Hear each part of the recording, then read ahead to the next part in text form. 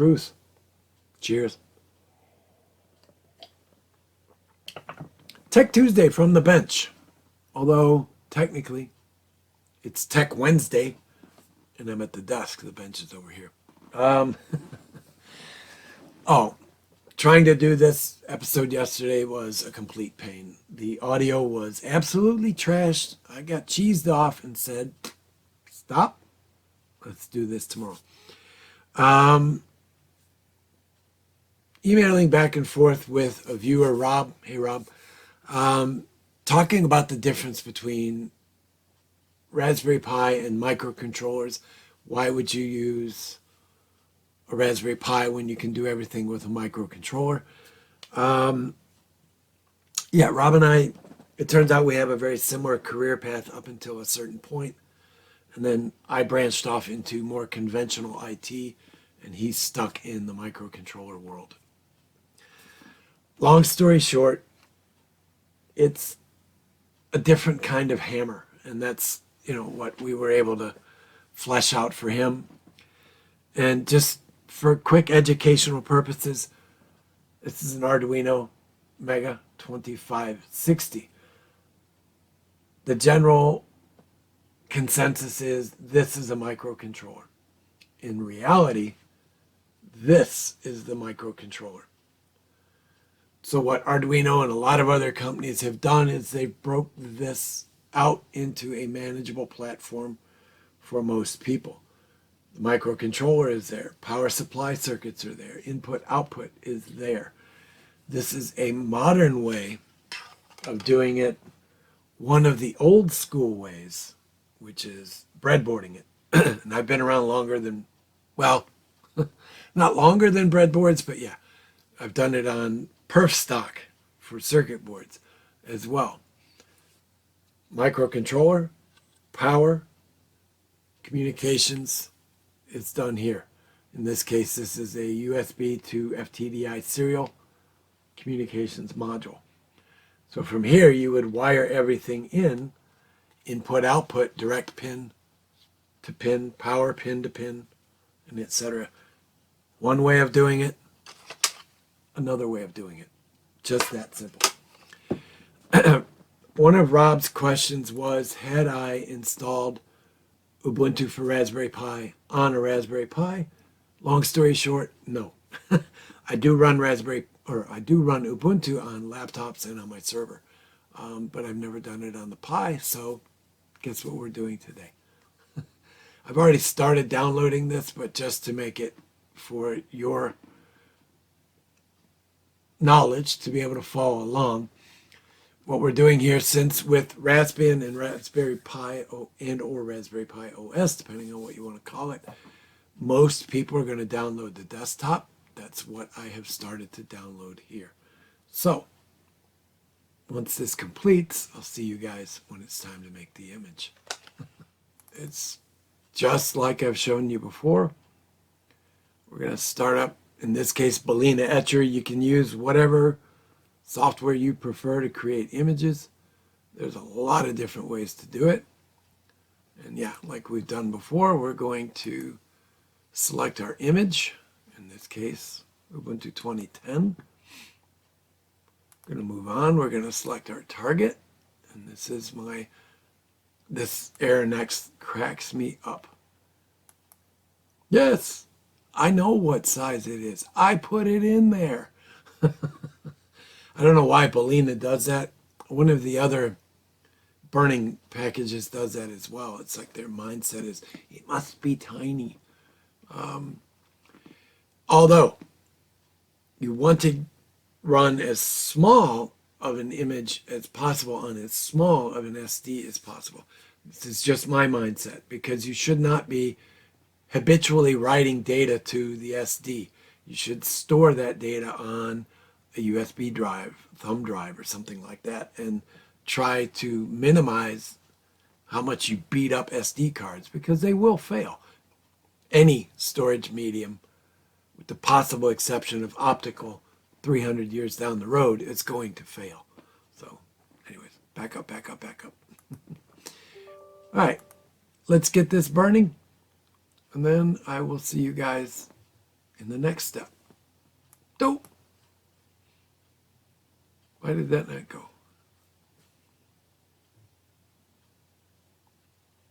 Oh, we are burning. Okay. For a minute, I thought I found another glitch. Anyways, we'll see you guys in a little bit. One thing I missed talking about during burning images, and occasionally you'll come up, like in the case of this one, it is creating a G drive and a K drive on my system. So it's going to show up as two. During the latter portions of the burn, you might get a dialog box that pops up and says, drive whatever K, in this case, is not accessible. Would you like to format it? Cancel it, just close it, just ignore it. It's okay to ignore that message. It's not critical. And we're done. Our image is ready to go, so I will go ahead and, I did not eject it. I will go ahead and eject this image. And we're done. So let me switch recording software, and then I'll see you guys I'll see you on the other side. Okay, so now we're done with our image creation. So I am now going to move our micro SD card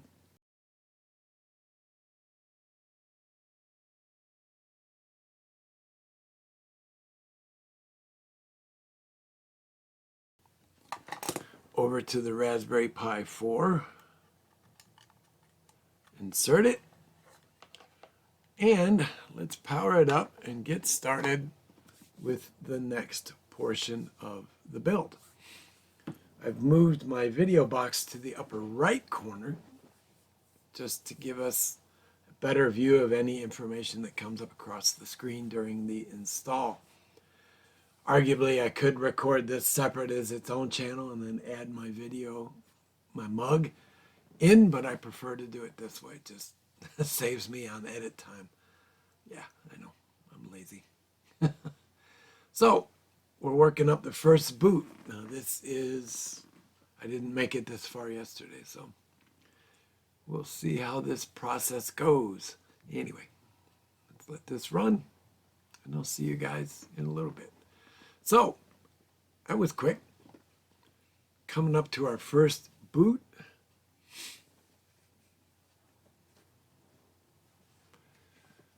There are portions of this that I will skip. I almost forgot to switch keyboards because they're just not relevant to this right now.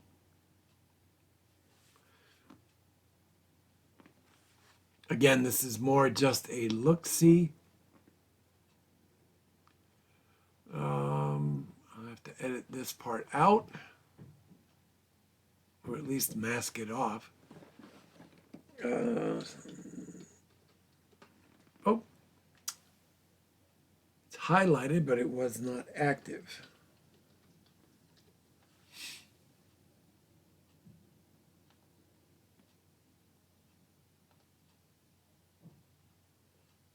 New York City. Can anybody name the commercial? All right. Angles.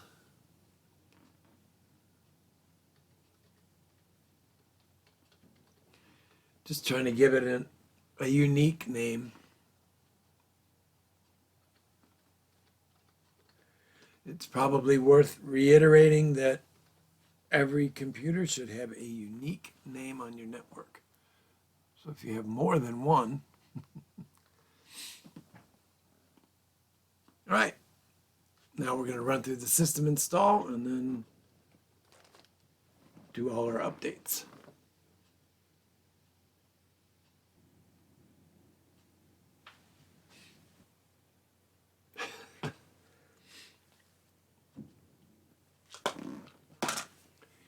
This is the part of system builds and creation that, I don't know, it just gets a little old because it's always the same thing over and over and over. The joke in the military was, you know, our main mission is hurry up and wait. And it applies to IT as well, and anything with computer systems, You get in a hurry to get it built, you build it, and it takes you an hour to load, I'm sure this process will probably take about 20 minutes, so I will condense this down. Anyway, I'll see you guys back here when we get to a relevant point. All right, so now we're actually moved on. My phone almost slid off to the next step. And we should be getting close to a reboot here momentarily. You can actually see the clock up at the top there, so we can see the time that's actually elapsed during the install, which is not very long. On reboot, in fairness to Ubuntu, the initial boot into the operating system is a little slow. So that's just a thing to keep in mind so we can judge, fairly. It's the consecutive boots that will, subsequent boots that will actually tell us how quick it is compared to Raspbian. I guarantee you, Raspbian will be much, much quicker on the exact same Raspberry Pi. It's just because of the lack of the overhead in the Windows Manager, in the virtual Windows Manager, in the desktop environment. Just going to wait on this to finish up. I was actually reading a little bit about complaints with Ubuntu on the Raspberry Pi, and a lot of them are the things that I thought. It's the lack of the desktop environment. I mean, the lack of the development environment. So now we're going down for our first reboot. Don't worry about these errors. That's normal, even on production systems. Normally those are hidden. But yeah, we should be coming up for a boot. Here we go. So that was actually kind of quick. Would help if I hit the right keyboard, wouldn't it?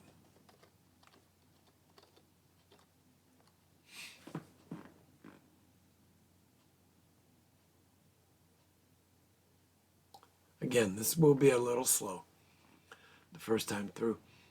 One of my laptops is a Core i7, but it's an earlier i7 processor, and even it lags out on startup. So this is not intended to be a whole walkthrough of Ubuntu in general and how to use it, but one of the very first things you get when you come in is a way to connect to, again, as you can see there, calendar, documents, photos, and more. If you have a Google account, I would recommend using your Google account because it gives you access to your Google Drive. Same thing with Microsoft. If you use your Outlook or Office 365 account, you get access to that. So if you have a terabyte of storage in an Office account, boom, you can access it. So we'll just skip through that, which now I think is hidden by my mug up top, and it is. So I have to move my base down a little bit. So now we can skip that portion of it. Sure, why not? In this case, I'll say yes. Location services are off. You can kind of see them hidden behind my mug there. And we're done. So now our desktop is ready to use. So 2 complaints I read about right off the bat, and I'm going to actually go see if this is the case. And yeah, it clearly is. There is no development environment installed on Ubuntu for the Raspberry Pi. So the things we would take for granted just aren't there. As far as Python development, Node-RED is not there. Let's, all right, hang on just a minute.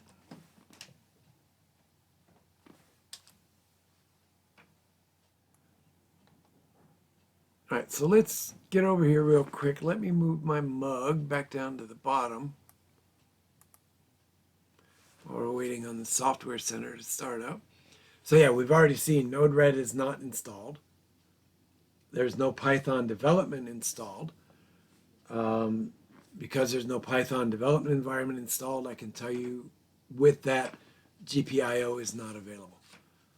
So that's something we would have to add as part of installing those development environments, is to add support for the input-output systems on the Raspberry Pi. First time startup on the software catalog is usually pretty slow. So yeah, so installing the software it's no big deal.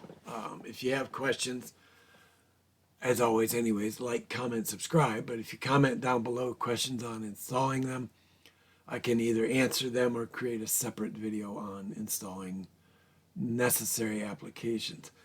But my main question right now is with installing Node-RED, can we just install it, or do we have to install Node.js and npm first? Okay, because they didn't come up as additional installs there.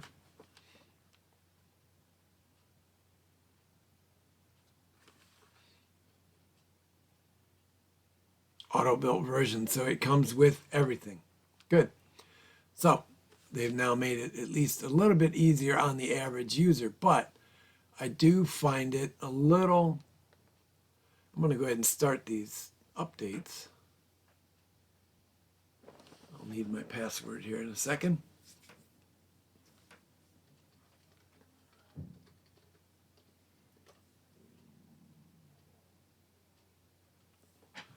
But yeah, I find it a little disappointing that the development environment in Node-RED is not installed by default, and that GPIO support is not enabled by default. But in Canonical's defense, Canonical is the company that creates Ubuntu. They're clearly aiming this to be a desktop, not a tinkerer's environment like Raspberry Pi OS. But if the platform supports it natively, come on, guys. I'm sure they're going to have a technical reason why they don't do it, but they didn't. Anyways, this is going to run for probably another half an hour to do these updates, and there's nothing really to show you other than a reboot. I mean, I could at least show you this, that the updates are running in the background. But yeah, I think that'll do for today, at least at this point. Again, one more time, like, comment, subscribe. If you have questions about what's going on and how we can fix this, or you're not sure about something during it, comment below or send me a message through Facebook. And that works just fine. Be good, be well, wear a mask, stay smart, be strong, stay mighty, and I'll see you guys again on Thursday. Bye-bye, guys. Have a good one.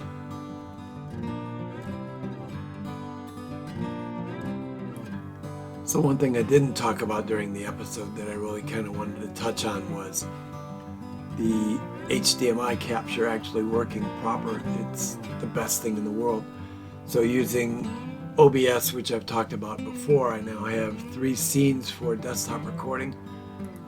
The capture itself, the webcam itself, and then the combined video. And I can move myself from, different corners. I can take myself and put myself all the way up there. Or I can put myself all the way over here. So yeah, you get the point. I can kind of... Yeah, it's pretty cool. I like OBS. This latest hatch just seems to work, and that's been a problem with me for a while with OBS, is some key function has never worked right, or key function to me, something that's important to me. But this one, they nailed it now, and let's see which version I'm running. So this is 26.1.0 on Windows 10. It is actually functioning the way I need it to function. So, anyway, guys, see ya. I missed the button.